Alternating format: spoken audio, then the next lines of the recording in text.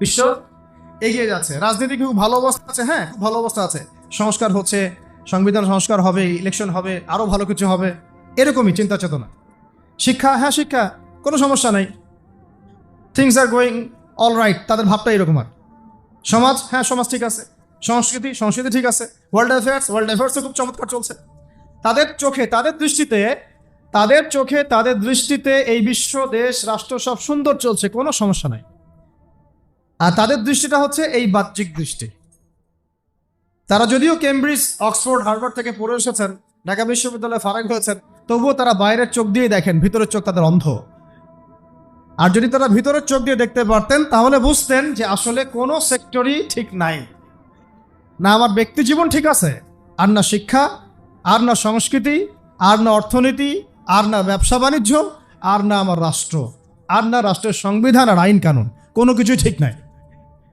প্রত্যেকটা বিষয়ই আইয়ামে জাহিলিয়াতে সেই বিষ বাষ্পের মধ্যেই ঘোরাফেরা করছে, ঘুরপাক খাচ্ছে।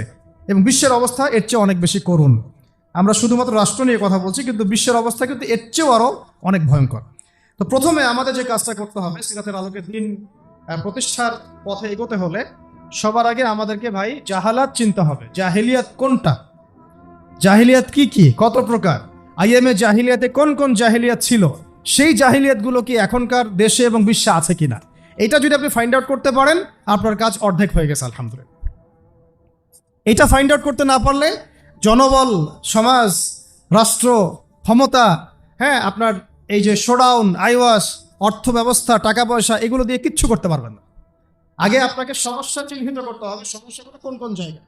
আসলেই কি রাসূল সাল্লাল্লাহু আলাইহি ওয়াসাল্লামের সেই মানে আইয়ামে জাহিলিয়াত যেটাকে আমরা বলছি, তিনি আসার আগের কথা বলছি, ওই জাহালাতগুলো কি এখনো বর্তমান বিশ্বে আছে কিনা, এটা আইডেন্টিফাই করাটা হচ্ছে আমাদের প্রথম চ্যালেঞ্জ এবং প্রথম কাজ। আল্লাহ পাক আমাদেরকে করার তৌফিক দান করেন। দ্বিতীয় বিষয়টা হচ্ছে, খেয়াল করে দেখুন সিরাতের আলোকে, যখন এটা স্পষ্ট হয়ে গেছে যে একটা সমাজ জাহেলি, একটা সমাজ অন্ধকারাচ্ছন্ন, তখন আল্লাহ রাব্বুল আলামিন সেই সমাজটাকে সংস্কার করার জন্যে তার পক্ষ থেকে একজন রাসূল পাঠিয়েছেন। অ্যাজ এ টিচার একজন রাসূল পাঠিয়েছেন, এবং তার কাছে আল্লাহ রাব্বুল আলামিন আল্লাহর পক্ষ থেকে তার কিতাব কোরআন এবং সুন্নাহ নাজিল করেছে। মানে সমাজ সংস্কার করতে হলে, আল্লাহর জমিন থেকে জাহালাত দূর করতে হলে, দিন প্রতিষ্ঠা করতে হলে, ব্যক্তি থেকে নিয়ে রাষ্ট্র পর্যন্ত, আগে আমার একটা জ্ঞানের উৎস লাগবে। একটা কি লাগবে? জ্ঞানের উৎস লাগবে। জাহালাত মানে অন্ধকার দূর করতে হলে আমাকে আলো লাগবে। আর এই আলো আমার নিজের বুদ্ধি থেকে, আমার হৃদয় থেকে, আমার বিজ্ঞান থেকে, আমার দর্শন থেকে এটা আবিষ্কৃত হবে না। এই আলো আসবে আল্লাহর পক্ষ থেকে। এই আলো কার পক্ষ থেকে আসবে? আল্লাহর পক্ষ থেকে আসা সেই আলোকে আমরা দুই ভাগে ভাগ করতে পারি। একে তো আমাদের নবী সাল্লাল্লাহু আলাইহি ওয়াসাল্লাম নিজেই সেই আলো, সুবহানাল্লাহ, এবং তার উপরে এসেছে আল্লাহ পাকের পক্ষ থেকে আল কোরআনুল কারীম এবং নবীর সুন্নাহ। এই দুই আলোক বর্তিকা হাতে নিয়ে তিনি এই অন্ধকারাচ্ছন্ন সমাজটাকে সংস্কার করার মিশনে হেঁটেছেন। প্রথম শুরু হয়েছে ইকরা বিসমি রাব্বিকাল্লাযী খালাক দিয়ে, পড়ুন আপনার রবের নামে যিনি আপনাকে সৃষ্টি করেছেন। তারপরে এসেছে ইয়া আইয়ুহাল মুদ্দাসসির, হে কম্বল আবৃত রাসূল, কুম ফাআনযির, আপনি উঠুন সতর্ক করুন। মানে আগে এসেছে পড়াশোনা করার কথা। যখন আমরা সমাজ সংস্কার করতে চাইব, আল্লাহর জমিনে দিন কায়েম করার প্রশ্ন উঠবে, তখন সবার আগে নিজের জীবন থেকে শুরু করতে হবে এবং পড়াশোনা দিয়েই শুরু করতে হবে, জ্ঞান অর্জন দিয়েই শুরু করতে হবে। এটা ছাড়া অন্য কোনো অপশন আমাদের সামনে খোলা নেই। যদি আমরা সেই ওহির জ্ঞানে আলোকিত না হতে পারি, তাহলে আমরা এই অন্ধকারাচ্ছন্ন সমাজকেও আলোকিত করতে পারি। সহজ কথা। নিজে যে ব্যক্তি আলোকিত না, সে অন্যকে আলো দিবে কিভাবে? নিজে যেটা আলোকিত না, যে ব্যক্তি বা যে সত্তা আলোকিত না, সে কিভাবে অন্য একটা সত্তাকে আলোকিত করতে পারে? তাই সবার আগে আমাদের প্রয়োজন আল্লাহ পাকের ওহির জ্ঞানের চর্চা বাড়িয়ে দেওয়া। আল্লাহ পাক তৌফিক দান করেন। এবং সেই ওহির জ্ঞানে আলোকিত হয়ে নিজেও এর উপরে আমল করা, আমার পরিবারটাকে সেভাবে গড়া, এবং আমার যতটুকু পর্যন্ত আল্লাহ পাক আমাকে ক্ষেত্র দিয়েছেন সেখানেই আলোকে ছড়ায় দেওয়া। ইনশাআল্লাহ এভাবে আস্তে আস্তে সমাজ আলোকিত হবে ইনশাআল্লাহ। তাহলে আমরা সিরাতের আলোকে দিন কায়েমের পথে অন্যতম একটা নিয়ামক হিসাবে পাচ্ছি ওহির জ্ঞান, ওহির জ্ঞানের চর্চা, সেই জ্ঞান শেখা, সেই জ্ঞানের প্রচার করা, প্রসার ঘটানো এবং তার উপরে আমল করা। আল্লাহ পাক বোঝার তৌফিক দান করেন। 3 নম্বর বিষয়টা হচ্ছে, কোন সাহাবী, তাবেঈ, তাবে তাবেঈ কেউই কিন্তু দেখবেন যে একা একা কখনো চলেন নাই, একা একা দিনকে শেখেনও নাই। একা একা চলা তো বহু দূরের কথা, একা একা দিনকে তারা শেখেনও নাই। সবসময় তারা রাসূল সাল্লাল্লাহু আলাইহি ওয়াসাল্লামের সোহবতে থেকেছেন, ওই জেনারেশনের পরের জেনারেশন সাহাবীদের সোহবতে থেকেছেন, তারপরের জেনারেশন তাবেঈদের সোহবতে থেকেছেন, তারপরের জেনারেশন তাবেঈদের সোহবতে থেকেছেন। মানে এই যে সোহবত, সংস্পর্শ, মানে এটা সিনাই সিনাই সিনাই সিনাই আসবে। আল্লাহ রাব্বুল আলামিন তার নবীর উপরে পাঠিয়েছেন ওহীর জ্ঞান, সেটা নিয়ে এসেছেন একজন মালাক ফেরেশতা জিবরাইল আলাইহিস সালাম। তিনি তাকে জড়িয়ে ধরেছেন, সিনাই সিনাই সম্পর্ক মনে আছে? জড়িয়ে ধরেছেন, ছেড়ে দিয়েছেন, মনে আছে কি? সিনাই সিনাই সম্পর্ক। পড়েন, ইকরা, আপনি পড়ুন, মা আনা বিকারি, আমি তো পড়তে জানি না। আবার চেপে ধরা হলো, ইকরা, পড়ুন, মা আনা বিকারি, আমি তো পড়তে জানি না। হৃদয়ের সম্পর্ক খেয়াল করেছেন কি? তারপরে তিনি পড়তে পারলেন, ইকরা বিসমি রাব্বিকাল্লাযী খালাক। তো একজন টিচার লাগে, কি লাগে? টিচার লাগে। আমরা এখন এটাকে বলি একজন ওলামায়ে কেরামদের মধ্যে মুহাক্কিক, বরেণ্য আলেম, মুরব্বী আপনার সাথে আপনার মাথার উপরে থাকতে হবে, নিসবত থাকতে হবে। এভাবেই সিনাই সিনাই সিনাই এই জ্ঞানটাকে শিখতে হয়, আমল করতে হয়, এবং এর উপরে প্রচার প্রসার, দাওয়াত, তাজকিয়া সবকিছু এর সাথে রিলেটেড। আল্লাহ পাক আমাদের সবাইকে যেন এরকম বরেণ্য ওস্তাদ দান করে না। 3 নম্বর এটা বিষয় যে একা একা আমার চলা যাবে না, আমাকে ঐক্যবদ্ধ থাকতে হবে, এবং আমার মাথার উপরে অবশ্যই বরেণ্য আলেমদের একটা ছায়া থাকতে হবে। অন্তত একজন মুরব্বী আলেম মাথার উপরে রাখা অবশ্যই জরুরি। আল্লাহ পাক তৌফিক দান করে না। 4 নম্বর বিষয়টা খেয়াল করে দেখুন, আমি জাস্ট পয়েন্ট আকারে শেষ করতেছি। 4 নম্বর বিষয়টা হচ্ছে ওহীর জ্ঞানের শিক্ষা পেয়ে সাহাবায়ে কেরাম কি আগেই দাওয়াতের কাজ শুরু করেছেন, না নিজেরা আগে শিখেছেন, আমল করেছেন? কেউ কি আমল করার আগেই দাওয়াতের কাজ শুরু করেছিলেন কিনা? তাহলে আমরা বুঝতে পারলাম যে দাওয়াতের কাজ করার আগে আমার নিজের উপরে দিনটাকে কায়েম করতে হবে।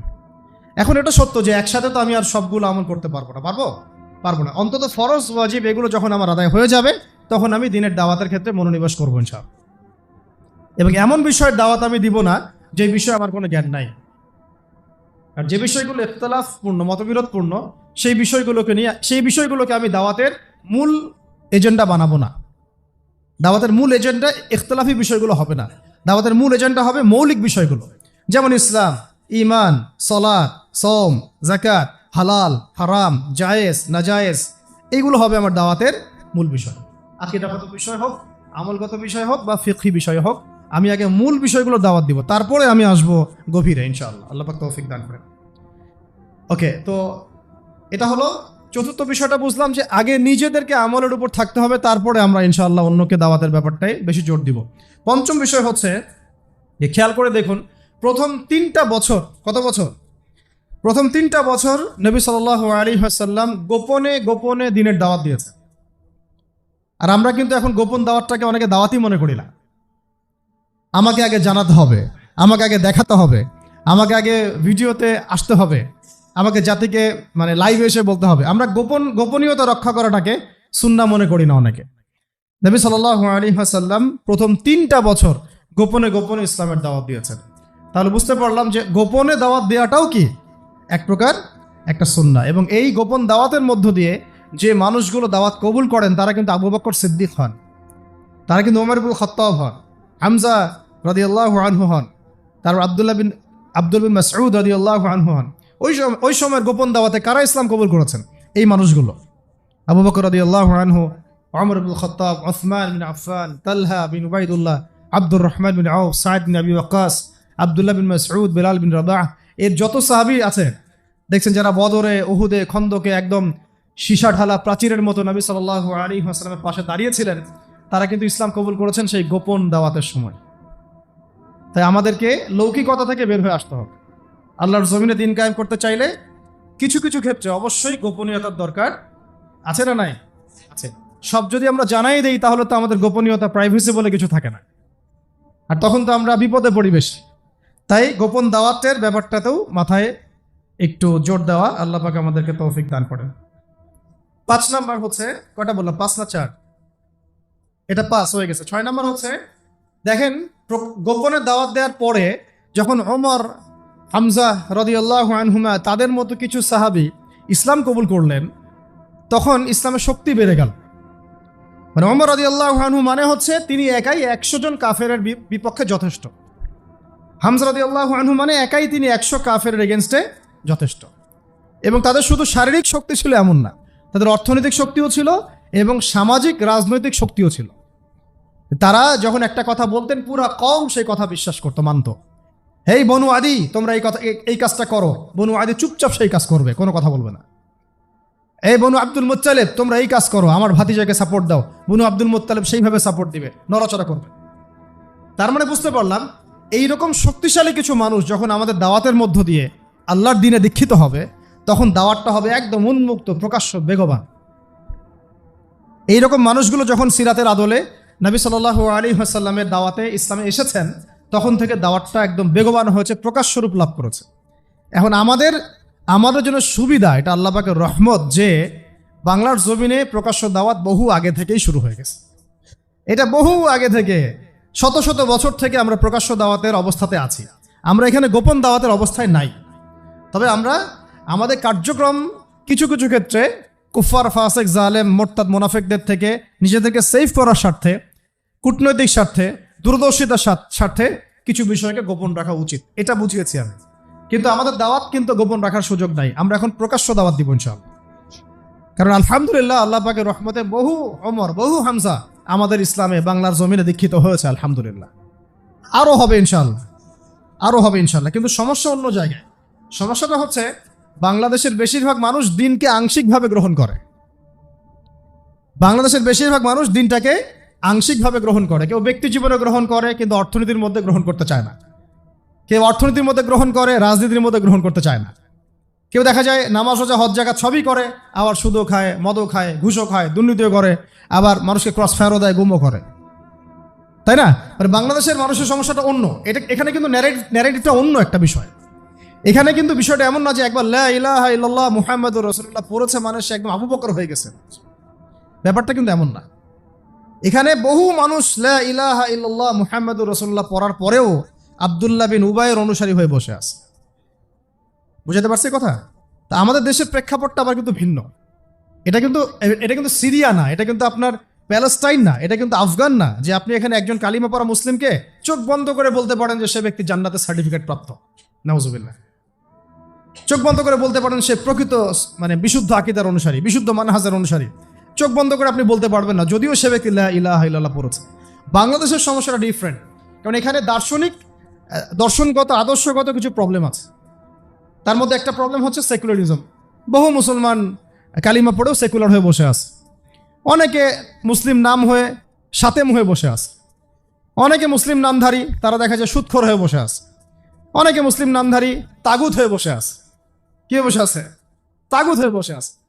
বহু মুসলিম নামধারী কখন যে মুরতাদ হয়ে গেছে নিজেই জানে না। কখন যে মুরতাদ হয়ে গেছে সে নিজেই জানে না।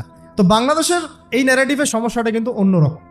এখানে আপনি কালিমা পড়া কোনো মুসলমানকে চোখ বন্ধ করে বলতে পারতেছেন না যে একেবারে পাক্কা মুসলমান। তাই এখানে আমাদের দাওয়াতটাকে আবার অন্যভাবে পেশ করতে হবে, যে এখানে লা ইলাহা ইল্লাল্লাহ মুহাম্মাদুর রাসূলুল্লাহ এর পরিপূর্ণ এবং বিশুদ্ধ দাওয়াতটাকে আরও বেশি বেগবান করতে হবে। এরপরে সমাজ আলাদা হয়ে যাবে কাফেরদের শিবিরে, মুনাফিকদের শিবিরে, মুসলিমদের শিবিরে। তখন আপনি যে তাওহীদপন্থী খাঁটি মানুষদেরকে পাবেন, এরাই ইনশাআল্লাহ সেই ব্যক্তি যাদের দ্বারা আল্লাহ পাক আল্লাহর জমিনে দিন কায়েম করাবেন ইনশাআল্লাহ। বুঝতে পারছি কথা কি? এখানে কিন্তু একটু ডিফারেন্ট একটা ইস্যু আছে। এটা অনেকে আমরা বুঝি না। আমরা মনে করি যে ওই ভাই তো নামাজ পড়ে, সমস্যা কোথায়? ওই ভাই তো দেখি আমার সাথে মিছিল করলো, সমস্যা কোথায়? সমস্যা অন্য জায়গায়। সমস্যা হচ্ছে আকীদাগত সমস্যা, মানহাজগত সমস্যা এবং দিন কায়েমের পদ্ধতি নিয়ে সমস্যা। সমস্যা হচ্ছে ইসলামকে পূর্ণাঙ্গ হিসেবে সে গ্রহণ করছে নাকি আংশিক হিসেবে গ্রহণ করে, এটা নিয়ে সমস্যা। সমস্যা হচ্ছে সে কি মুসলিম হয়েও সেকুলার, মুসলিম হয়েও ডেমোক্রেটিক, মুসলিম হয়ে কি কমিউনিস্ট, মুসলিম হয়ে কি ন্যাশনালিস্ট, এইগুলো নিয়ে সমস্যা। তা আমাদেরকে একদম পাক্কা মুসলমান হইতে হবে। মানে আমাদের সামনে আছে আল কোরআন, আমাদের সামনে আছে নবীর সুন্নাহ, আমাদের সামনে আছে রাসূলুল্লাহ সাল্লাল্লাহু আলাইহি ওয়াসাল্লামের সিরাত এবং সাহাবীদের উসওয়া এবং মানহাজ। এর বাইরে আমরা কিছু নিচ্ছি না ইনশাআল্লাহ। এর সাথে যা মিলবে তা নিব, যা মিলবে না তা নিব না, খালাস। এর সাথে যা মিলবে তা নিব, যা মিলবে না নিব তো নাই, ছুঁড়ে ডাস্টবিনে ফেলে দিব। এই হলো একটা সমস্যা। তো আমাদেরকে এভাবে দাওয়াতটাকে বেগবান করতে হবে। প্রকৃত ইসলামের পূর্ণাঙ্গ দাওয়াত, দুটো শব্দ শুনে যান, প্রকৃত ইসলামের পূর্ণাঙ্গ দাওয়াত, এইটাকে বেগবান করতে হবে। আল্লাহ পাক তৌফিক দান করেন। এবং ইনশাআল্লাহ এই দাওয়াত যখন বেগবান হবে তখন বহু হামজা এবং ওমর ইসলামে দীক্ষিত তো হবেই, পাশাপাশি সাহাবীদের মতো আমাদের উপর নির্যাতন নিপীড়নও আসবে। কথা বুঝতে পারছেন? এটাও সিরাত থেকে শিখলাম। যে সাহাবায়ে কেরাম যখন প্রকাশ্যে দাওয়াত দেওয়া শুরু করেছেন, তখন তো ইসলাম নিয়ে এত মতভেদ নাই, আছে? তখন তো ইসলাম বলতে কেউ মুরজি আকীদা বুঝতেছে না, খারিজি আকীদা বুঝতেছে না, শিয়াইজম বুঝতেছে না, ওখানে তো মুতাজিলার ফেরকা নাই, ওখানে তো কাদিয়ানির ফিতনা নাই, ওখানে তো ইসলামী মুসলিমের ফিতনা নাই, ওখানে তো গণতন্ত্র নাই, ওখানে তো ডেমোক্রেসি, আপনার সেকুলারিজম নাই, কমিউনিজম নাই, জাতীয়তাবাদ নাই, আছে এগুলা? মক্কায় কি এগুলো ছিল? মক্কায় আবু জেহেলদের আইয়ামে জাহিলিয়াত ছিল, আবু জেহেলদের জাহালাত ছিল, কিন্তু এই যুগের আবু জেহেলদের জাহালাত মক্কায় ছিল না। বুঝাতে পারিনি কথা? মক্কায় অরিজিনাল আবু জেহেলদের জাহালাত ছিল, কিন্তু বর্তমান সময়কার আধুনিক আবু জেহেলদের জাহালাত মক্কায় ছিল না। এই জন্য এগুলো আমাদেরকে ফেস করতে হচ্ছে। এগুলো কাদেরকে ফেস করতে হচ্ছে? আমাদেরকে ফেস করতে হচ্ছে। এটাই হচ্ছে আমাদের পরীক্ষা। সবাইকে আল্লাহ পাক পরীক্ষা নেবেন, যার যার সময় সেভাবে পরীক্ষা নেবেন। আল্লাহ পাক আমাদেরকে যেন পরীক্ষায় পাশ করার তৌফিক দান করেন। এই দাওয়াতটা যখন বেগবান হয়েছে, তখন কিন্তু ওই জগৎ বা সাহেব আবু জেহেল আবু লাহাব একদম সাহাবীদের উপর নির্মম নির্যাতন শুরু করেছে। প্রথমেই কি সাহাবীরা অস্ত্র হাতে নিয়েছিলেন? উত্তর হচ্ছে না। প্রথমে সাহাবায়ে কেরাম মুখ দিয়ে প্রতিবাদ করেছেন, কখনো কখনো কথা দিয়ে প্রতিবাদ করেছেন, কখনো কখনো মানে গোত্রীয় সাপোর্ট দিয়ে প্রতিবাদ করেছেন, কখনো কখনো আপনার ধৈর্য ধরেছেন, মার খেয়েছেন, গালি খেয়েছেন, কখনো বা প্রয়োজনে হিজরতও করেছেন। কি করেছেন? প্রয়োজনে হিজরতও করেছেন। আবিসিনিয়াতে হিজরত হয়েছে, কখনো মদিনায় হিজরত হয়েছে, এমনকি আমাদের নবীজি নিজেও তায়েফে গিয়েছেন হিজরতের উদ্দেশ্যে। আবার তায়েফবাসী যখন সাহায্য করে নাই, নবী সাল্লাল্লাহু আলাইহি ওয়াসাল্লাম পরের বছর এসে কোথায় গিয়েছেন? মদিনায় হিজরত করেছেন। কেন মদিনায় হিজরত করেছেন? কারণ মদিনায় আল্লাহ রাব্বুল আলামিন তরুণ কিছু সাহাবীকে তৈরি করে দিয়েছিলেন, আলহামদুলিল্লাহ, আনসার এবং মুহাজিরদের মধ্য থেকে। তখন যখন মদিনায় হিজরতের পরিবেশ সৃষ্টি হয়েছে, তখনই সাহাবীদেরকে নিয়ে নবী সাল্লাল্লাহু আলাইহি ওয়াসাল্লাম মদিনায় হিজরত করেছেন। তো দিনের ইকামতের ক্ষেত্রে যদি হিজরতের প্রশ্ন আসে, সেইটাও আমাদের মাথায় রাখতে হবে, সেটা মাথায় রাখতে হবে। যদি দেখা যায় বাংলার জমিনে কাজ করতে করতে করতে করতে কিচ্ছুই করতে পারতেছেন না আপনারা, ঘুরে ফিরে সেই রাম আর সেই বাম, সেই প্রগতিশীল, সেই সুশীল, সেই এক বোতলের মদ আরেক বোতলে, আরেক বোতলের মদ আরেক বোতলে, সেই ঘুরে ফিরে তাগুত, সেই কাফের, সেই মোরতাদ, তখন কি করবেন? তখন আপনি কি করবেন? তো তখন তখন দেখলেন যে আচ্ছা, এর চাইতে না হয় ওই জায়গাটা অনেক বেশি সেফ অ্যান্ড সাউন্ড এবং সিকিউর, যেখানে আমি পূর্ণাঙ্গ স্বাধীনভাবে দিন পালন করতে পারবো, তো ওইটা বেটার চয়েস। ওইটা হবে কি একটা বেটার চয়েস। কিন্তু আমরা যেটা বলি যে আমরা ততক্ষণ পর্যন্ত লড়বো যতক্ষণ পর্যন্ত না এই জমিনে দিন কায়েম করছি।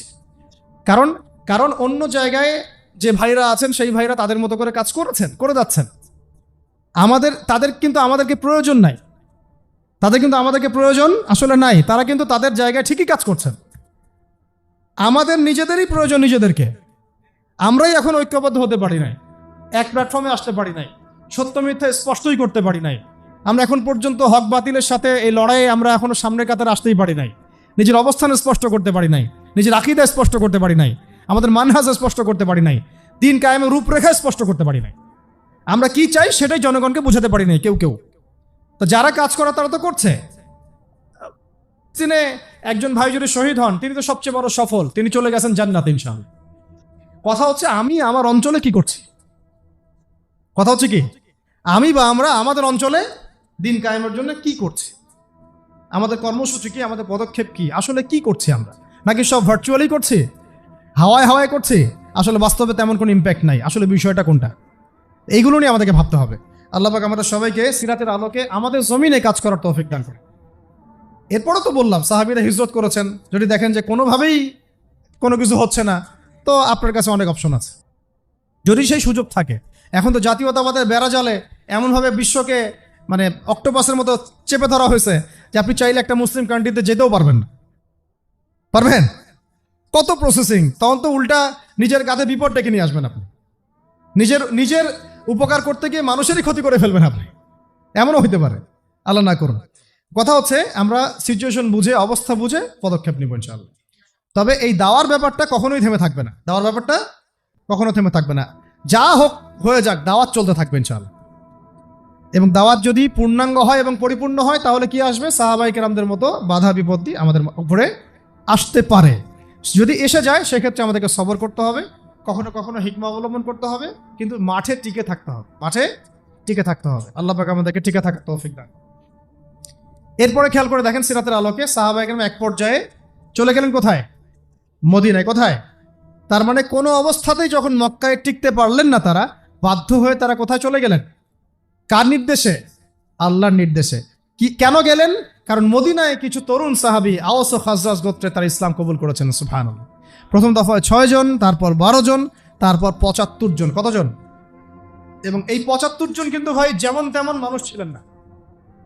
এই 75 জন ছিলেন তৎকালীন সময় ওই অঞ্চলের, অর্থাৎ ওই মদিনার ইয়াসরিবের, মদিনার নাম কি ছিল? ইয়াসরিবের সবচেয়ে প্রভাবশালী পরিবারগুলোর মধ্যে অন্যতম। সাদ বিন মুয়াজ রাদিয়াল্লাহু আনহুর এক কথায় অনেক কিছু হতো। তারা কিন্তু যেমন তেমন ব্যক্তি ছিলেন না, XYZ ছিলেন না, তারা ছিলেন প্রভাবশালী ব্যক্তিত্ব। ধরেন মালয়েশিয়া একটা গভর্নমেন্ট আছে, ধরেন মালয়েশিয়ার গভর্নমেন্টের কি প্রভাব নাই? তিনি যদি বলেন যে আমরা বাংলাদেশ থেকে 100 জন দায়ীকে এখানে সিকিউরিটি একটা জায়গা দিব, পারেন কি না? তিনি কি পারেন কি না? তো এই কথাটা কি আমি বলতে পারবো? কারণ আমার সেই যোগ্যতা, সেই ক্ষমতা নাই। সাদ বিন মুয়াজ রাদিয়াল্লাহু আনহু ছিলেন ওই রকম একজন মানুষ, যিনি এভাবে বলতে পারতেন, ইয়া রাসূলুল্লাহ, আপনি আপনার সাহাবীদেরকে নিয়ে আমাদের অঞ্চলে চলে আসেন, কি হয় আমরা দেখবো ইনশাআল্লাহ। এইভাবে কি আপনাকে বলার মতো মানুষ কি আছে কিনা ডানে বামে? আপনার নিজের ঘরের মধ্যেই তো নাই, নিজের ঘরেই তো নাই। কয়জন আপনাকে এভাবে মানে অভয় দিবে যে হ্যাঁ ইসলামের প্রকৃত বাণী প্রচার করো, আমি তোমার সাথে আছি? কার কলিজা আছে? কতজনের কলিজা আছে? কথা হচ্ছে এই, সাদ বিন মুয়াজ রাদিয়াল্লাহু আনহুর সাথে আরেকজন সাহাবী আছেন, উনিও সাদ রাদিয়াল্লাহু আনহু। তো ওই সাদ রাদিয়াল্লাহু আনহু ছিলেন আরেকটা গোত্রের সর্দার আবার।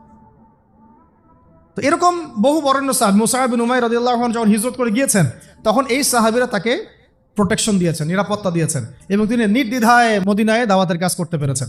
তখনই কিন্তু 75টা ফ্যামিলি ইসলাম কবুল করেছে। সুবহানাল্লাহ। এইরকম অনেক সাহাবী আনসারদের মধ্যে, মুহাজিরদের মধ্যে। কথা হচ্ছে যে হিজরত করতে পারলাম কখন? যখন আমরা দেখলাম একটা অঞ্চলের মাশাআল্লাহ বরেণ্য মানুষগণ, যাদেরকে ওই সমাজে মান্য করা হয়, তারা ইসলাম কবুল করেছেন। মুনাফিক মার্কা ইসলাম না, প্রকৃত ইসলাম।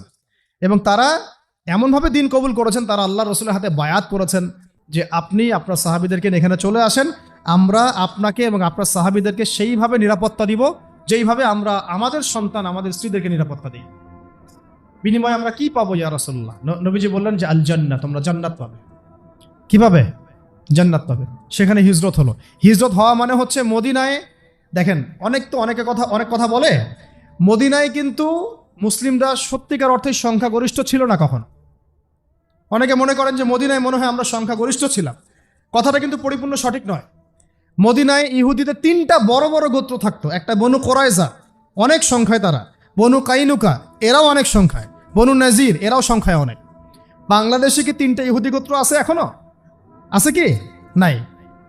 সৌভাগ্য, আল্লাহ পাকের শুকরিয়া আদায় করেন যে বাংলাদেশে ইহুদি নাই, আলহামদুলিল্লাহ। তবে ভিতরে কি হচ্ছে আমরা তো জানি না। ভিতরে কি হচ্ছে আমরা জানি না, কিন্তু বাহ্যিকভাবে যেটা দৃশ্যমান সেটা কথা বলছে। ওখানে মদিনায় নবী সাল্লাল্লাহু আলাইহি ওয়াসাল্লাম হিজরত করে গিয়েছেন সাহাবীদেরকে নিয়ে। ওখানে দেখছেন বনু কোরাইজা, বনু কাইনুকা, বনু নাজির, 3টা বড় বড় গোত্র। পাশে আছে খায়বারে আবার একটা বড় ইহুদি গোত্র, 4টা গোত্র বড় বড়। আবার মদিনায় আছে আব্দুল্লাহ বিন উবাইয়ের অনুসারীরা, মুনাফিক, মুখে ইসলাম কবুল করেছে, মন থেকে করে নাই। ওদের শত্রুতা নবী সাল্লাল্লাহু আলাইহি ওয়াসাল্লামের সাথে, কারণ আব্দুল্লাহ বিন উবাইকে ওই আওস ও খাজরাজ তারা মিলে মদিনার প্রধান বানাতে চেয়েছিল। নবী সাল্লাল্লাহু আলাইহি ওয়াসাল্লাম যখন সেখানে হিজরত করে গিয়েছেন, তখন তিনি হয়ে গেছেন অল ইন অল, একচ্ছত্ব অধিকারী। এই কারণে তার হিংসা, এই জালান থেকে সে মুখে ইসলাম কবুল করলো, মন থেকে কখনো ইসলাম কবুল করে নাই। সে একা ছিল না, তার অনুসারী ছিল। ঠিক আমাদের সমাজের মুনাফিকরা কি একা না অনুসারী আছে? তাহলে দেখেন মদিনার অবস্থা দেখেন, ওখানে ইহুদিরাও ছিল, মুনাফিকরাও ছিল, আবার কিছু পৌত্তলিকও ছিল। এরকম একটা অবস্থায় শুধু 2টা কম, আওস এবং খাজরাজ, তারা ইসলাম কবুল করেছিলেন। ব্যাস, আমাদের আর কিচ্ছু দরকার হয় নাই। এই বায়াতে নবী সাল্লাল্লাহু আলাইহি ওয়াসাল্লাম হয়ে গেলেন মদিনার অঘোষিত এবং অঘোষিতই, ঘোষণা ছাড়াই তিনি রাষ্ট্রপ্রধান। সুবহানাল্লাহ। কারণ তিনি তো নবী তিনি যখন আমার নবী, তিনি আমার নেতা, তিনি আমার রোল মডেল, তিনি আমার আদর্শ, তিনি আমার উসওয়া, তাহলে যদি রাষ্ট্র কায়েম করি তাহলে নেতা কে হবে? আমার নবী হবে। আর কে হবে? সাল্লাল্লাহু আলাইহি ওয়াসাল্লাম। আর কেউ হবে? সাল্লাল্লাহু আলাইহি ওয়াসাল্লাম। তো এখন নবী সাল্লাল্লাহু আলাইহি ওয়াসাল্লাম হলেন রাষ্ট্রপ্রধান। তার মানে আমাদের নবীজি নিজেও রাষ্ট্র কায়েম করেছেন, প্রমাণ হলো। তার রাষ্ট্রের মধ্যে অমুসলিমরা ছিল কি না? ছিল। তাদের অধিকার নষ্ট করা হয়েছে। এই রাষ্ট্রের মধ্যে আমরা কি সংখ্যাগরিষ্ঠ ছিলাম, নাকি ধরা যায় সমান? ধরা যায় কি সমান? একদম সংখ্যাগরিষ্ঠ নই আমরা, ওদের অনেক গোত্র আছে। তবু আমাদের আমাদের যে আদর্শ, আমাদের যে আকীদা, আমাদের যে দিন, সেটাকেই সবচেয়ে প্রাধান্য দেওয়া হয়েছে। আমরা কি ওখানে ধর্ম যার যার উৎসব সবার করেছিলাম? বলেন। আমরা কি ওখানে ইহুদিদের ওই প্যাগোডা গিয়েছি, খ্রিস্টানদের গির্জাতেও গিয়েছি, হিন্দুদের মানে ওই পৌত্তলিকদের পূজাতেও গিয়েছিলাম?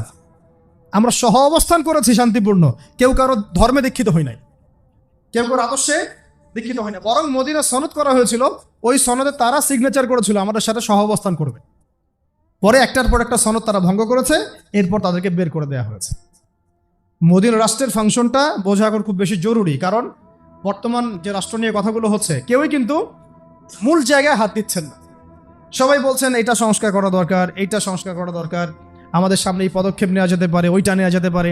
কিন্তু আপনি সর্বকালের সর্বশ্রেষ্ঠ মহামানব মুহাম্মদুর রাসূলুল্লাহ সাল্লাল্লাহু আলাইহি ওয়াসাল্লামের নিজের হাতে গড়া মদিনা রাষ্ট্রের ফাংশনটা আপনি কিন্তু নিচ্ছেন না, বরং আপনি তাকে মূল্যায়নও করছেন না। ওই রাষ্ট্রের যে ফাংশন, এর চেয়ে বড় কোনো ফাংশন বিশ্ববাসী দেখে নাই, এমন শান্তির রাষ্ট্র কখনো বিশ্ববাসী দেখে নাই। ওর উপর দাঁড়িয়ে দীর্ঘ 1250 বছর আমরা বিশ্ব শাসন করেছি। কত বছর? 1250 বছর। ওই রাষ্ট্র কাঠামোর উপর দাঁড়িয়ে উমর রাদিয়াল্লাহু আনহুর সেই 10 বছরের খেলাফত চলে গিয়েছে। কেউ এগুলো নিয়ে কথা বলছেন না, কারণ এগুলো নিয়ে কথা বলতে হলে কয়েকটা জায়গায় তাদেরকে আত্মসমর্পণ করতে হবে, যে আত্মসমর্পণটা তারা করতে চাইবেন না। কেন করতে চাইবেন না? আব্বু মাইন্ড করবে। কেন করতে চাইবেন না? আচ্ছা, কথা হচ্ছে আত্মসমর্পণ কোথায় করতে হবে? আল্লাহ নবী দেখেন, বুঝেন, আল্লাহ নবী সাল্লাল্লাহু আলাইহি ওয়াসাল্লাম ইহুদিদের সাথে রাষ্ট্রে ছিলেন, পৌত্তলিকদের সাথে ছিলেন, এখানে মুনাফিকদের সাথে ছিলেন, কিন্তু ওই রাষ্ট্রটা কি মানব রচিত তন্ত্রমন্ত্র আইন দিয়ে চলেছিল, নাকি আল্লাহর ওহী দিয়ে চলেছে? ভালো করে বুঝে বলেন। ওই মদিনা রাষ্ট্র কি মানব রচিত তন্ত্র মন্ত্র বা সংবিধান দিয়ে চলেছে, নাকি আল্লাহর ওহী, কুরআন এবং হাদিস দিয়ে চলেছে? এই জায়গায় কি বাংলাদেশের 90% বেশি বলে ফেললাম, কম বলে ফেললাম, 99.99% যারা রাজনীতি করে তারা কি মানবে? আমাকে বলেন। যত সেকুলার আছে, ডেমোক্রেটিক আছে, এই যে সমাজতন্ত্রের মানুষ আছেন, তারপর রাম বাম সুশীল প্রগতিশীল আছেন, এবং আমাদের এই যে ধর্মনিরপেক্ষ মানুষগুলো আছেন, পাশাপাশি জাতীয়তাবাদী মানুষগুলো আছেন, আপনারা কি একটা বিষয় মানবেন যে বাংলাদেশটা আল্লাহর কালাম কোরআন এবং তার নবীর সুন্নাহ দিয়ে চলুক? দেখি কার বুকে সাহস আছে, কে বলেন যে হ্যাঁ আমি মানবো। আপনাদের কথা বলছি না, যারা এগুলো ডিল করেন তাদের কথা বলছি। মানবে কারা? এই দাড়ি টুপি বলা কিছু মানুষ। কারা মানবে? এই দাড়ি টুপি বলা, পাগড়ি জুব্বা পরা কিছু মানুষ, যাদেরকে তারা বলে মৌলবাদী। কি বলে? যাদেরকে তারা বলে এরা হচ্ছে ধর্মান্ধ, এরা হচ্ছে তৌহিদি জনতা। এটা আবার নতুন গালি দিচ্ছে আর কি, তাই না? আপনারা বলবেন তাওহীদি জনতা, এটা আমাদের ফখরের পরিচয়, এটা আমাদের গর্বের পরিচয়। তোমরা যদি তৌহীদি জনতা হতে না পারো, তাহলে কাফেরদের জনতা হবে। আর তৌহীদি জনতা হতে না পারলে দিন শেষে তোমাকে কাফের জনতাই হতে হবে, অথবা মুনাফিকদের জনতা হবে, এর বেশি কিছু হতে পারে। কথা হচ্ছে একটা সহজ সরল কথা বলে, এত কিছু, দেশের শিক্ষা, দেশের অর্থনীতি, দেশের রাজনীতি, দেশের আপনার সংস্কৃতি ইত্যাদি ইত্যাদি, দেশের সংবিধান, সংস্কার, নির্বাচন, একটা বিষয় কি আপনারা মানবেন? কেউ যারা এগুলো করছে তারা কি একটা বিষয় মানবে? যে আসেন, বাংলাদেশে যেহেতু 90% মুসলিমের দেশ, এই দেশটাকে আমরা আল্লাহর কোরআন দিয়ে শাসন করি, নবীর হাদিস দিয়ে শাসন করি, ইসলামের বিধানগুলো দিয়ে শাসন করি, তারা কি মানবে? প্রশ্ন হচ্ছে কেন মানবে না? উত্তর হচ্ছে, এটা তো একটা উত্তর আছেই, তাদের উপরে যারা থাকে তারা মাইন্ড করবে, তাদের আবার তাক থাকবে না, ক্ষমতা থাকবে না, তারা এসে সেখানে এটাকে মৌলবাদী রাষ্ট্র বলতে পারে ইত্যাদি, তাই না? তো কথা হচ্ছে তারা নিজেরা কেন মানবেন? তারা তো মুসলিম। ব্যক্তি জীবনে তারা যেহেতু নিজেরাই ধর্ম পালন করে না, তাই রাষ্ট্র পর্যায়ে ধর্ম পালনের প্রশ্নই ওঠে, এটা মূল কথা আর কি। তারা কিন্তু ব্যক্তি জীবনে ধর্ম পরিপূর্ণরূপে পালন করেন না, তাই রাষ্ট্র ব্যবস্থায় ধর্ম প্রতিষ্ঠা তো কোনো প্রশ্নই ওঠে না। অথচ আমাদের চোখের সামনে এই 12-13টা মুসলিম রাষ্ট্রের নাকের ডগায় বসে রাষ্ট্র দেখিয়ে দিল কিভাবে রাষ্ট্র তৈরি করতে হয়। ওরা ওদের রাষ্ট্র ইহুদি ধর্ম অনুযায়ী সাজায়, তাওরাত অনুযায়ী চালায়। তার ওই জায়গাটাকে মনে করে হোলি ল্যান্ড। কথা বুঝতে পারছেন? মিশরের নীলনদ থেকে শুরু করে ইরাকের ইউফ্রেটিস পর্যন্ত এই পুরো জায়গাটাকে তারা মনে করে হোলি ল্যান্ড। কি মনে করে? হোলি ল্যান্ড। এবং তারা মনে করে তাওরাতে নাকি তাদেরকে প্রতিশ্রুতি দেওয়া হয়েছে এই জায়গাটা শুধু তাদেরই। আর এই জায়গায় যেহেতু মুসলমানরা আছে, এরা এখানে উদ্বাস্তু, এরা এখানে জবরদখল করেছে, এদেরকে বের করে দিলে নেকি হবে ওদের। নাউজ। এই কারণেই বাচ্চাকে মারতে ওদের হাত কাঁপে না। আমি কি বুঝাতে পারছি কথা? বুঝতে পারিনি? এই কারণে আপনি ওদেরকে এত আগ্রাসী দেখেন, এত ভায়োলেন্ট দেখেন। এইভাবে তারা হাসপাতাল মারে। কেন মারে? ওরা নেকির আশায় করে। ওদের কাছে মনে হয় যেগুলো করলে আমাদের ওদের মাসিহ, ওদের মাসিহকে ওরা মনে করে ওদের মাসিহ খুব খুশি হবে, সন্তুষ্ট হবে এগুলো করলে। আমাদের প্রতিবেশী দেশ যদি ওই আবার বলতে পারে আমরা অখণ্ড ভারতের সেই ইয়াতে ফিরে যেতে চাই, তাহলে আমরা কেন বলতে পারবো না যে আমরাও বাংলার জমিনে এক টুকরা মদিনা রাষ্ট্র চাই? আমরা তো বেশি কিছু বলি নাই, আমরা বলছি আমরাও বাংলার জমিনে একটা ছোট্ট কি চাই, মদিনা রাষ্ট্র চাই। ঠিক মদিনা রাষ্ট্র যেভাবে চলেছে আমাদের রাষ্ট্রটা সেভাবে চলুক। কোনো সমস্যা?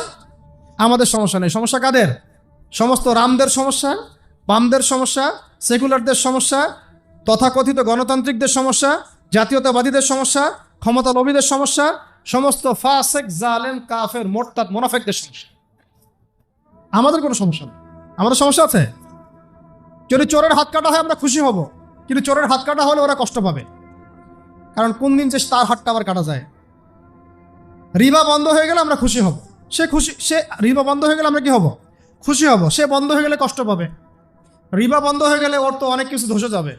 টিকে আছে রিবার উপরে। ইকোনমিক্সের আলোচনা শুনেছেন? কিছুটা তো বুঝতে পারছেন নাকি? যদি মাদকদ্রব্য সেবন করলে বেত্রাঘাত করার আইন আছে, আমাদের তো কোনো সমস্যা নেই, কারণ আমরা মাদক চিনিও না, জানিও না। আর যারা মদ খেয়ে রিমান্ডে আসে হুজুরকে মারতে, ওদের তো সমস্যা। রিমান্ডে হুজুরকে মারার আগে মদ খেয়ে আসে। মদ খাইলে আপনি বুঝতে পারবেন না যে আপনি আসলে কি করতেছেন, কাজটা ভালো না খারাপ, সেন্স থাকবে না আপনি। তখন মাদকদ্রব্য খেয়ে রিমান্ডে মানুষকে নির্যাতন করে ভিডিও গেম খেলতে চলে যেতে পারবে। এইগুলো হয়েছে আয়নাঘরের ঘটনা। আমি নিজের কথা বলতেছি না, এগুলো বহু ঘটনা বাংলাদেশের মানুষ সাক্ষী আছে। আর যে যে যে সত্যগুলো উপস্থাপিত হয়েছে এগুলো সত্যের 10%ও না, 90% এখনো কিছুই আমরা জানি না। এটা কবে জানবো আমরা জানি না, আদৌ জানবো কিনা তাও জানি না। বুঝতে পারছি কথা? শুধুমাত্র ইসলামী খেলাফা হুকুমাত ইমারা বা ইসলামী মদিনা রাষ্ট্রের মতো কোনো কাঠামো আসলে তখন সমস্ত রহস্যগুলো উন্মোচিত হবে ইনশাআল্লাহ। এখনো যা দেখছি আমরা এগুলো সব কিছু না, এর পিছনে আরো অনেক গল্প আছে, গল্পের আড়ালে বহু গল্প আছে, এগুলো আমরা জানছি না, বুঝতে পারছি না। আল্লাহ পাক প্রত্যেক জালেমের যেন উপযুক্ত বিচার করেন, আমরা এতটুকু তো বলতে পারি। আরশের রব তো আমাদের কথা শুনছেন, তাই না? আল্লাহ পাক প্রত্যেক জালেমের যেন উপযুক্ত বিচার, দৃষ্টান্তমূলক শাস্তি দান করেন। এমন বিচার আল্লাহর পক্ষ থেকে নাজিল করেন যেন সে দুনিয়াতেও কখনো সুখ না পায়, পরকালেও না। আমরা তাদের জন্য কখনো দোয়া করতে পারবো না। আল্লাহ পাক আমাদের দোয়াগুলো কবুল করেন। এরপরে আসেন যে এই যে মদিনা রাষ্ট্রের কাঠামো, লম্বা হয়ে যাচ্ছে নাকি? শেষ করতেছে। এই কাঠামোটা কি আমাদের এখানে ইমপ্লিমেন্ট করা যায় না? আসলে যাবে কি? আচ্ছা, এখন আপনাদেরকে আমি বুঝাই, রাষ্ট্র গঠন করতে কয়টা উপাদান লাগে? 4টা। ভূখণ্ড লাগে, আমাদের ভূখণ্ড আছে। জনসংখ্যা লাগে, আমাদের জনসংখ্যা আছে। আমাদের সার্বভৌমত্ব লাগে, আছে কি? আছে, কিন্তু বৈশ্বিক প্রেক্ষাপটে হয়তো নাই। মানে আমরা আঞ্চলিকভাবে স্বাধীন, বৈশ্বিকভাবে হয়তো স্বাধীন না। আর 4 নম্বর কি প্রয়োজন হয়? সংবিধান, তাই তো? একটা বিধান যেটা দিয়ে রাষ্ট্র চলবে। এখন এই বিধানটাতে গিয়ে সমস্যা হচ্ছে, এখানে আমরা কোরআন এবং সুন্নাহকে আমাদের সংবিধান হিসেবে রাখতে পারি নাই। এখানে রেখেছি আমরা সেই 72, সেই কি 72, ওখানে 4টা মূলনীতি আছে, 4 দেবতা। কয় দেবতা? 4 দেবতার পূজা হয়। 1 হলো গণতন্ত্র, 2 হলো ধর্মনিরপেক্ষতাবাদ, 3 হলো কমিউনিজম, আর 4 হচ্ছে জাতীয়তাবাদ। এর বাইরে কোনো কিছু নাই। তারা মনে করে এর বাইরে দুনিয়াতে আর কিছু নাই। তারা মনে করে রাজনীতি করতে হবে, দেশ চালাতে হবে, এই তো বাইরে এই 4টাই তো, বাইরের কি আছে? ভাবখানা এরকম আর কি। আবার এই 4টাতে হাত দেওয়া যাবে না, হাত দেওয়া যাবে না, কিন্তু এটা পবিত্র। এটাতে হাতও দেওয়া যাবে না, কথাও বলা যাবে না। এটা ধরার আগে মনে হয় ওযু করতে হবে। ভাবখানা এরকম আর কি। এটা কি আল্লাহ পাঠিয়েছেন? তার রাসূল পাঠিয়েছেন? এটা কি কোনো সাহাবী লিখেছেন? কোনো ইমাম লিখেছেন? লিখেছে কারা? যারা লিখেছে তারা কি খুব মুত্তাকি মানুষ, পরহেজগার মানুষ?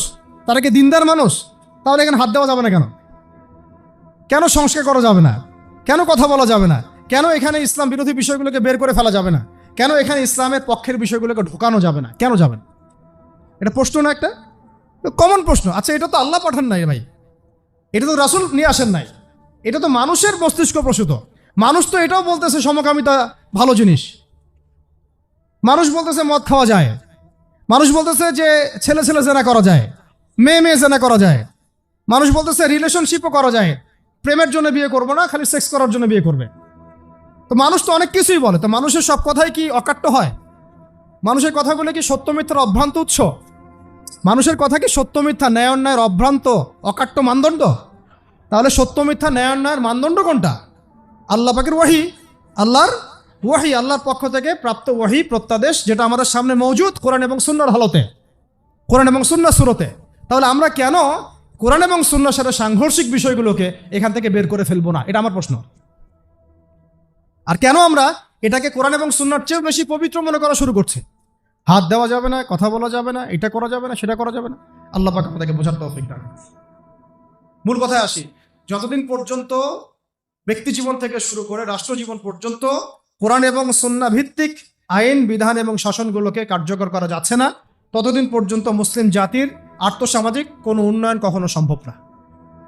আল্লাহ পাক আমাদের সবাইকে কথাগুলো বোঝার তৌফিক দান। সিরাতের আলোকে আমরা শিখলাম, রাষ্ট্র যদি গঠন করতেই হয় কেমন করতে হবে? মদিনার মতো। কেমন? তো মদিনা রাষ্ট্রে আমরা কি খুব কোণঠাসা অবস্থায় ছিলাম, নাকি বুক ফুলায় বাঁচছি? মদিনা রাষ্ট্রে কোনো মুসলমান ভয় ছিল? কোনো বোনের উপর জুলুম হয়েছে? চুরি হয়েছে? হইলেও একটা দুইটা, হাত কেটে ফেলা হয়েছে। জেনা হয়েছে কি? একটা দুইটা, শাস্তি দেওয়া হয়েছে। ওই সময় কি মুসলিমরা অমুসলিমদের হাতে মার খাইছে? না আমরা প্রত্যেকটা যুদ্ধে জয়লাভ করছি? ওই সময় কি আমাদের সম্মান মর্যাদা কমেছিল না বেড়েছিল? ওই সময় কি অর্থ ব্যবস্থা আমাদের ধসে গিয়েছিল না উন্নতি হয়েছিল? কোন সেক্টরটা নিয়ে কথা বলবেন? মদিনা রাষ্ট্রের প্রতিটা সেক্টর মুসলমানদের পক্ষে ছিল। আর আজকে এই সেক্টরগুলো মিলান, কোন সেক্টরে আমরা এগিয়ে আছি? শিক্ষা এগিয়ে আছে কি? সমাজ কল্যাণ এগিয়ে আছে? আমরা কি বিজ্ঞান প্রযুক্তিতে এগিয়ে আছি? আমরা কি অর্থ ব্যবস্থা এগিয়ে আছি? আমরা কি ক্ষমতার দিক থেকে বিশ্বের অন্য রাষ্ট্রকে ডমিনেট করতে পারছি? আমরা আসলে কোন দিক দিয়ে এগিয়ে আছি? কোন দিক দিয়ে এগিয়ে আছি? এক্স্যাক্টলি আমরা শুধু এগিয়ে আছি দুর্নীতির দিক দিয়ে, খেয়ানতের দিক থেকে, জুলুমের দিক থেকে, ব্যভিচারের দিক থেকে, ধর্ষণের দিক থেকে, খুনের দিক থেকে, গুমের দিক থেকে, ক্রসফায়ারের দিক থেকে। এগুলো দিয়ে আমরা এগিয়ে আসি। এগিয়েটা আমরা আসি কোন দিক থেকে? তো আল্লাহ পাক আমাদেরকে কথাগুলো বোঝার তৌফিক দান করেন। এরপরে আমরা আর কোনো প্রকার এই নতুন বোতলে পুরাতন মদ খাইতে চাই না। আমরা চাই আল্লাহ পাকের জমিনে আল্লাহর দিন যেন পরিপূর্ণ বাস্তবায়িত হয়। এটার জন্য আপনাদের অনেক ভূমিকা আছে।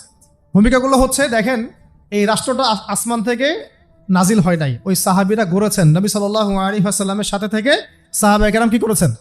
গড়েছেন। তো এটা মানুষকেই করতে হবে, আমাদেরকেই করতে হবে, গড়তে হবে। গড়ার জন্য আগের ধাপগুলো তো বললাম, পড়াশোনা, আপনার জাহালাতগুলোকে শেষ। তো আমাদের করণীয়গুলো হচ্ছে যে আল্লাহ পাকের জমিনে দিন কায়েম করতে হলে আমাদেরকেও সাহাবীওয়ালা জিন্দেগি যাপন করতে হবে।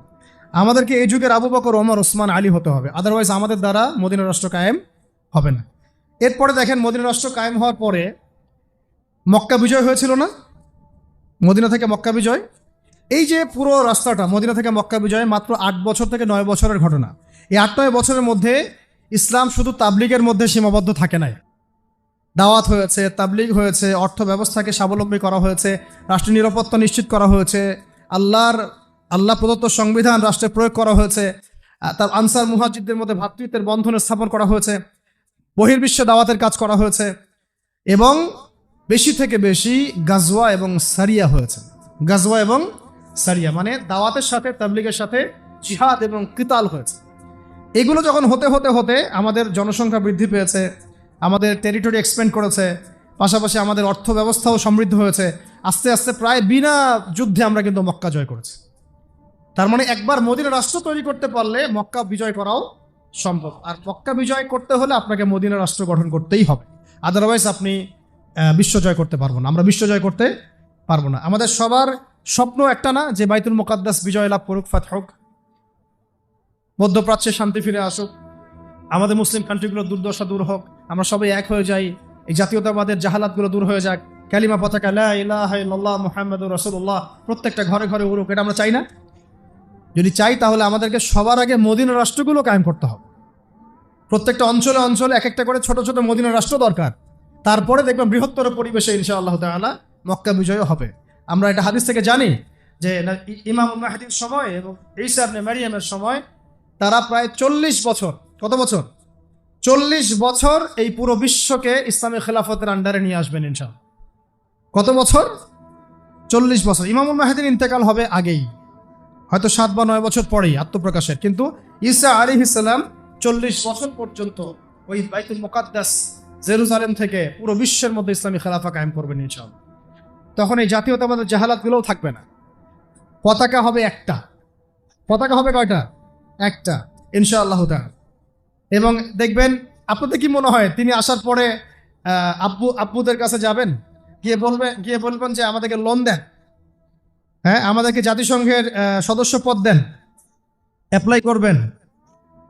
দৃশ্যটা কেমন মনে হয়? ঈসা আলাইহিস সালাম বসে আছেন জাতিসংঘে, ব্যাপারটা কেমন লাগে? আসলে এগুলো কখনো হবে না ইনশাআল্লাহ, হবে না তো হবেই না, বরং ওই সময় এ ধরনের কোনো তাগুতি সিস্টেমের অস্তিত্বই থাকবে না ইনশাআল্লাহ। আচ্ছা, একটা সময় কি এরা ছিল? আজকে থেকে 150-200 বছর আগে তারা কি ছিল?